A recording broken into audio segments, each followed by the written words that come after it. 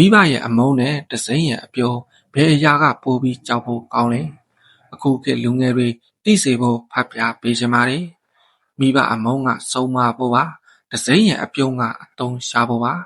ဒါကိုနားလေသဘောပေါက်ကြမှာပါဆိုတဲ့စကားလေးတစ်ခွန်းဟာကျွန်တော်တို့လူဘဝရဲ့လှုပ်ဝက်ချက်တွေကိုဖော်ပြနေတဲ့မှတ်ကြောက်တစ်ခုပါပဲလောကမှာကျွန်တော်တို့ဟာလူပေါင်းစုံနဲ့ထိတွေ့ဆက်ဆံနေကြရတာပါအဲ့ဒီလိုဆက်ဆံတဲ့အခါမှာဘသူကကိုယ့်အပေါ်မှာစေတနာအစ်စ်ရှိနေတာလဲဘသူကကိုယ့်ကိုလှည့်စားဖို့ကြိုးစားနေတာလဲဆိုတာကိုခွဲခြားနိုင်ဖို့ကသိတ်ကိုမှအရေးကြီးပါတယ်လူငယ်ဘဝမှာစိတ်လှုပ်ရှားမှုတွေနောက်ကိုလိုက်နေတဲ့အခါမိဘတွေရဲ့စူပူကျိမ်းမောင်းတန်းတွေဟာနားထဲမှာခါတိနေတတ်တာတဘာဝပါပဲမိဘတွေကဒါမလုံနဲ့ဟိုနားမသွားနဲ့အပေါင်းအသင်းတွေကိုစင်ကြမားလို့ပြောတဲ့အခါတိုင်းကျွန်တော်တို့ကသူတို့ကိုကိုယ့်ဘဝကိုရှုပ်ရှယ်နေတဲ့သူတွေ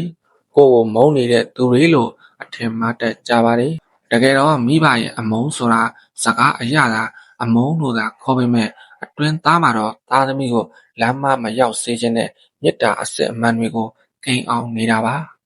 မိဘတွေကသူတို့ဘဝမှာကြုံတွေ့ခဲ့ရတဲ့နာကျင်မှုတွေအမားတွေကိုသားသမီးတွေကိုထပ်ပြီးမကြုံစေခြင်းလို့ကိုလူဆိုးတွေအဖြစ်ခံပြီးဆုံးမနေကြတာဖြစ်ပါတယ်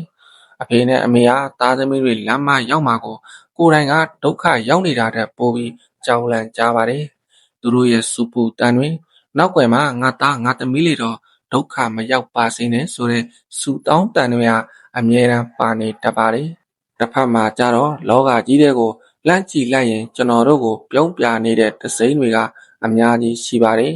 အဲ့ဒီအပြုံးတွေဟာတိတ်ကိုမှရှုံးမိနေတိတ်ကိုမှနားဝင်ပြီးတာတယ်ကိုအမြဲအလိုလိုက်ပြီးကိုလှုပ်သမျှကိုမှန်ပါတယ်လို့မြောက်ပင့်ပေးနေတတ်ကြပါတယ်ဒါပေမဲ့တတိထားဖို့ကအဲ့ဒီအပြုံးတွေရဲ့နောက်ွယ်မှာဘာတွေရှိနေလဲဆိုတာပါပဲဒဇိမ့်တွေကတင့်ကိုပြုံးပြနေတာဟာတင်တဲ့သူတို့ရဲ့ကြားမှာအကျိုးစီးပွားတစ်ခုခုရှိနေလို့ဖြစ်နိုင်ပါတယ်တင်မနေတာကိုမြင်လျက်နဲ့မတားပဲပြုံးပြီးကြည့်နေတာဟာတင့်ကိုတကယ်ရှစ်လို့မဟုတ်ပါဘူးတင်စီကရရရှိတာရနေတွေ့သူတို့ဟာပြုံးနေကြမှာပဲ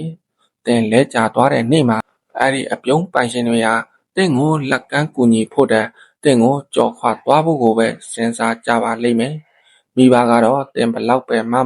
တင်ဘလောက်ပဲဒုက္ခရောက်သူတို့ရဲ့ဆဲဆိုတန်းတွေဟာတခဏရှင်းမှာပဲကူညီဖေးမမှုတွေဖြစ်သွားတတ်ပါတယ်ဒါဟာမိဘနဲ့တစိမ့်ရဲ့ကွာရှားချက်ပါပဲကျွန်တော်တို့ဟာရှိုးသားတဲ့စကားတန်တွေဆွဲဆောင်မှုတွေရှိတဲ့အပြုံးတွေရဲ့ကြားမှာလက်မပြောက်ဖို့လိုပါတယ်နားကားတဲ့စကားပြောတဲ့သူဟာကိုယ့်ရဲ့ရန်သူလည်းမဟုတ်တယ်လို့ကိုအလိုလိုက်ပြီးမြောက်ပင့်ပြောဆိုနေတဲ့သူဟာလည်းကိုယ့်ရဲ့မိတ်ဆွေစစ်မဟုတ်နိုင်ပါဘူး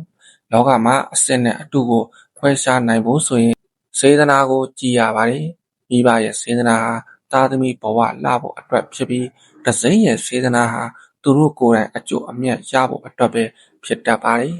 ဒါကြောင့်ကိုယ့်အပေါ်မှာအမြဲတမ်းစူပူအဖြစ်တင်နေတဲ့မိဘတွေကိုစိတ်မဆိုးနဲ့သူတို့ရဲ့စကားတွေကိုတန်ဖိုးထားနားထောင်ပါ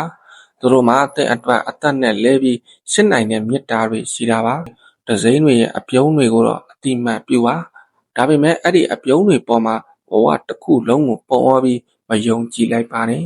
အတုံးချခံရပြီးမှနောင်တရတာတဲ့ကြိုတင်တတိရှိရင်ကပိုပြီးတော့ကောင်းပါတယ်မိဘတွေဟာတင့်ကိုလူတော်လူကောင်းဖြစ်စေရှင်းတဲ့ရည်ရွယ်ရှင်းနေတာအမုန်းဆိုတဲ့မျက်နှာဖုံးကိုစွတ်ပြီးဆုံးမနေကြတာပါဒီအမှန်တရားကိုအရှိန်ပြီးနားလေသဘောပေါက်ရင်တင့်ဘဝဟာပိုပြီးတော့အတိတ်ပဲရှိလာပါလိမ့်မယ်မိဘတွေရှိနေတော့မှသူတို့ရဲ့ဆုံးမစကားကိုနားထောင်ပြီးကိုယ့်ဘဝကိုကောင်းမွန်တဲ့လမ်းကြောင်းပေါ်မှာတင်ထားပါဒဇိမ့်ရဲ့လက်ကွက်တွေကိုရှောင်ရှားနိုင်တဲ့အသိပညာတွေရှိပါစေ